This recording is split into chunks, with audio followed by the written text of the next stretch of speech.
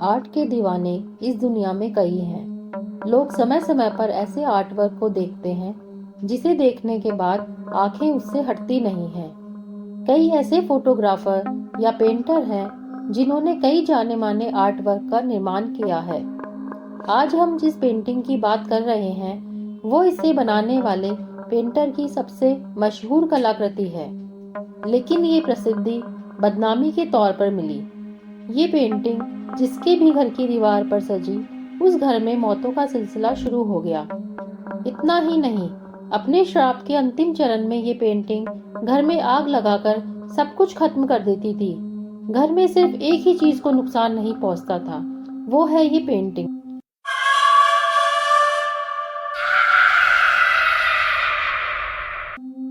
नमस्कार दोस्तों, हमारे चैनल अद्भुत रहस्य में आपका स्वागत है।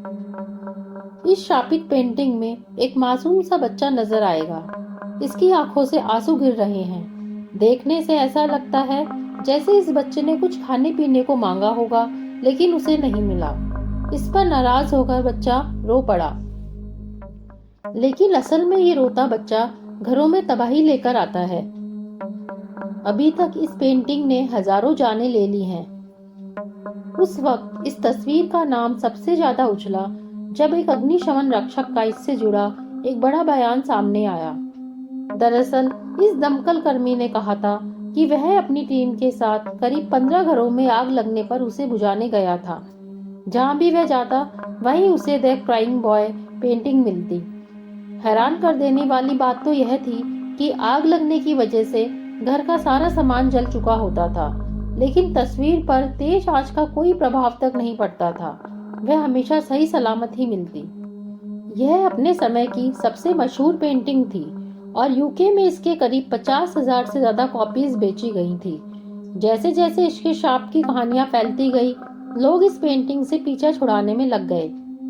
इस पेंटिंग के नीचे इटालियन पेंटर गियोवन्नी बर्गोलिन के नाम एक सिग्नेचर है, लेकिन इस नाम का कोई पेंटर कभी अस्तित्व में था ही नहीं।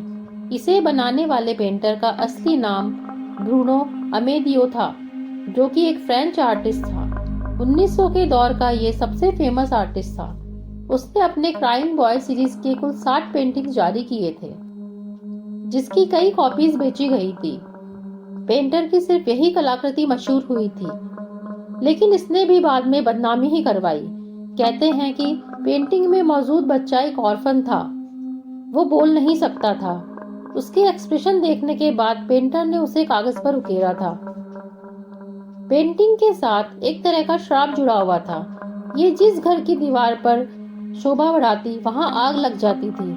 पहले यूके, फिर यूरोप से भी पेंटिंग वाले घरों में आग लगने की खबर आने लगी। जिस पेंटर ने इसे बनाया था, उसका भी स्टूडियो आग में जलकर खाक हो गया। इसके बाद पेंटिंग में मौजूद बच्चा जब बड़ा हुआ तो एक हादसे में उसकी कार में भी आग लग गई और वो भी कार के साथ जलकर मर गया।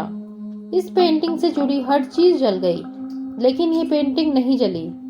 इसके बाद खबर आई कि कई लोगों ने अपने अपने घर में मौजूद इस पेंटिंग को एक ही जगह पर जमा किया और उसमें आग लगा दी। ऐसा कहा जाता है कि अभी भी ये पेंटिंग दुनिया में कहीं ना कहीं तबाही मचा रही है।